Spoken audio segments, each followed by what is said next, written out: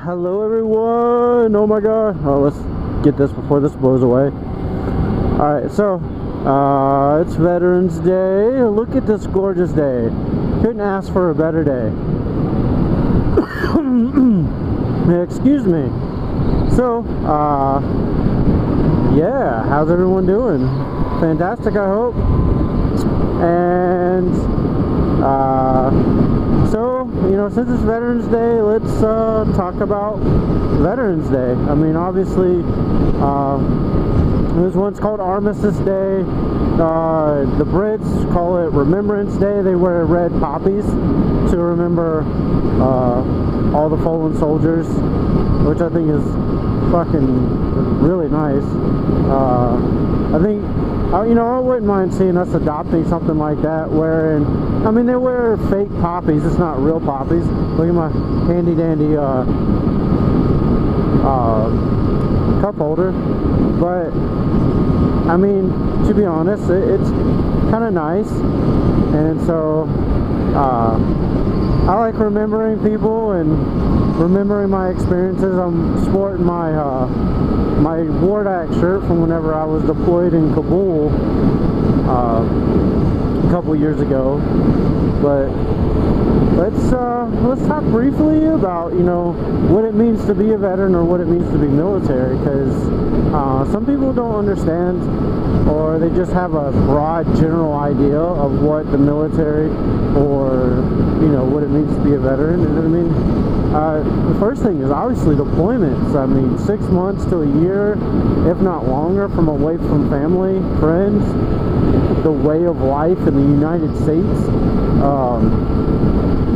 It can be very hard to transition back. And, you know, I mean, you always hear stories of PTSD and stuff like that, but even for people that don't experience stuff that's too traumatic, it is pretty tough to even come back into the States and think that, you know, everything's going to be just hunky-dory and fine. Because that's, I mean, even for me, and I'm a pretty tough-minded person. It takes a lot to get me down. And my ex-wife was a psychologist. She always watched me whenever I came back, you know, thinking that like I was gonna have some outrage or something like that. Keep checking to make sure that that lane is clear, because I gotta get over soon.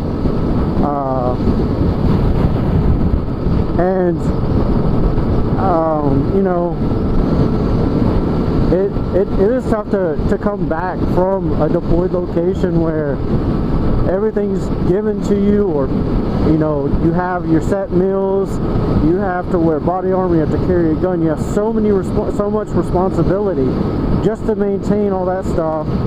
And if you don't, you know, hold on to your weapon, well, obviously you're going to get in trouble and present a security risk.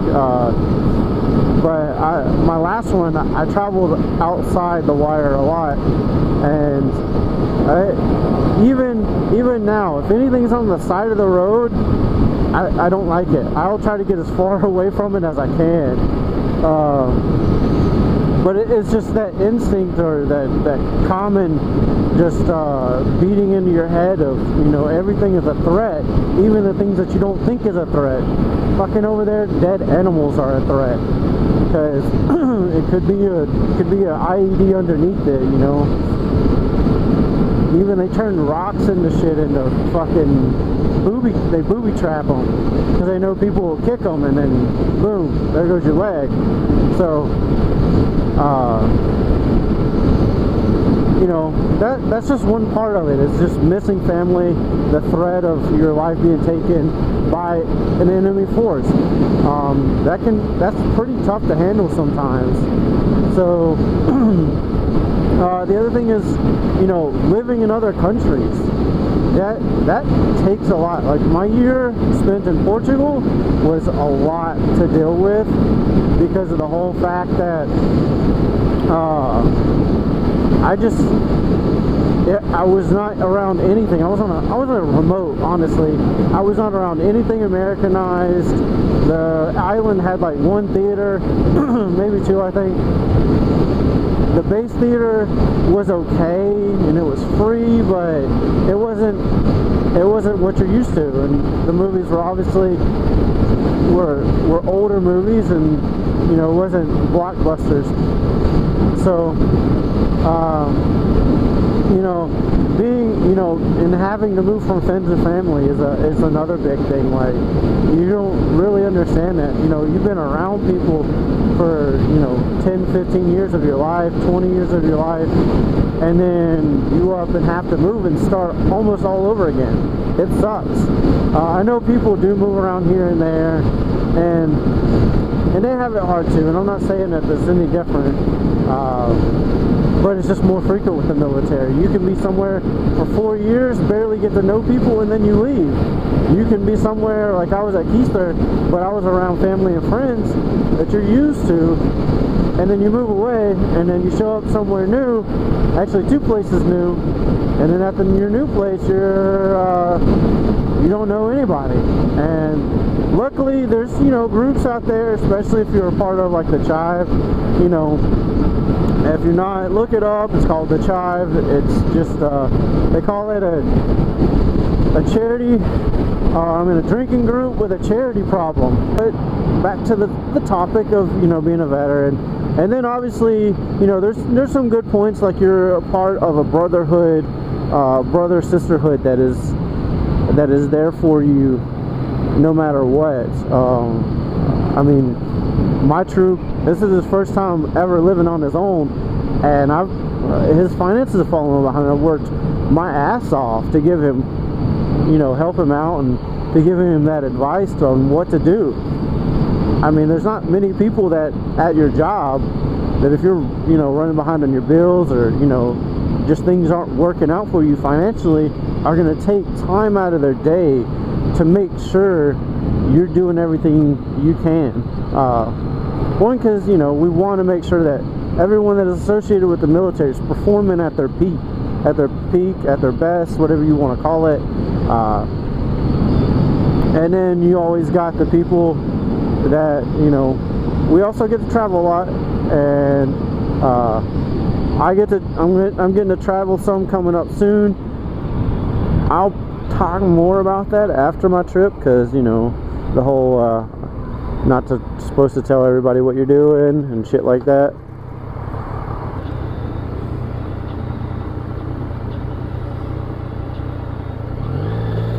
She was already out in the middle of the intersection, so I didn't get to honk my horn at her, because, you know, as long as your tires are past that white line, you're not technically running a red light. So yeah, I'm gonna get to do some traveling. I'm gonna take my GoPro with me, because one place I may get to rent a scooter, and maybe I'll get to do a video. If not, I'll try to still do a video and just throw in clips from our trip. It just may not be me walking, or just maybe walking around.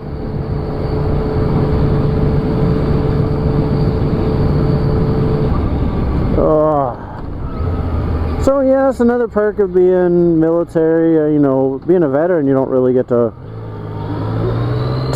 travel around too much, but, you know, being a veteran, you do get a job. You have the ability to get points towards getting a job with the government again. Alright, so that's, you know, that's kind of how I feel about it is being military and being a veteran. Probably more on the being the military perspective than veteran, but, you know, most of the veterans got to deal with all that, and, you know, a lot of veterans have served in other countries and in war zones, and those people I definitely thank. Even being a military member, I'm very thankful of them, because, you know, some of them got asked to give up more for their country than they probably initially intended to. And I mean, nobody obviously intends to die for their country unless you're Lieutenant Dan. Let me die. So I hope you liked my little ramble. It was interesting, to say the least, and I'm always free to answer any military questions I can. I love talking about it. It's something obviously I'm very passionate about, and I should be, because it's right now it's my life. I want to go to that place, that little Rise place. Looks good. That's not the point of this fucking intersection. Oh my god, people are fucking retards. Especially that guy that was in front of me. Running red light, you asshole. So, if you see my handy dandy cup holder, I put the koozie back in it. It holds better with the koozie in it. I had my Starbucks cup in there earlier. I hope everybody has a wonderful day, and hopefully you'll see this soon. I won't wait like a week or something to upload this video. Puppy dog. I think this is the most enjoyment for one day. I'm gonna go ahead and cut it here, guys. I hope y'all have an amazing weekend this coming weekend. Oh damn, I totally forgot. Alright, so the weekend of the 28th, I'm heading to Atlanta. If anybody wants to meet up, just let me know. I'll be there for Anime Day. I'm staying in the hotel there, but I'm thinking about doing the 6 Gap as a ride on the way back to South Carolina. So I'm going to go up and ride through all the 6 gaps as long as the weather is good, meaning it's at least clear and sunny. The chilliness I won't worry about so much. And also, if you don't watch him, I will put a link in the description to Sightworks, and he is planning on doing another epic ride. He went down to Texas and then did like a tour of the whole southeast almost, and went all the way down to Key West and then came up. The man had to ride through some horrific traffic, or not traffic, weather coming back. So we are planning on doing one heading South Carolina, going up to Chicago, going up to some cities in Canada, cutting over, hitting the tip of Maine, and then coming down. Probably gonna hit up New York City and a couple other places. Pretty sure we could hit up Boston and go see ZJ, which would be pretty badass to do. And man, I'm excited for it. We're looking for the end of April, early May, so it's not too hot, a little chilly in the morning still, and most of the rain weather has gone. So if y'all are interested, keep in touch with me. Send me a message on the YouTube thing, or you know, whatever. Just, you know, comment, and then you know, I'll get a hold of you, or I'll message you directly somehow and figure out, you know, some contact information and whatnot.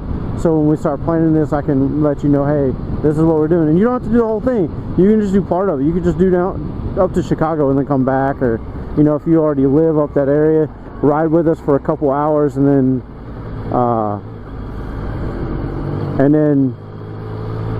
continue riding back to wherever you live, or you know, whatever. It'll be fun. Or just ride to Canada with us. I think he wants to meet Snowcat, so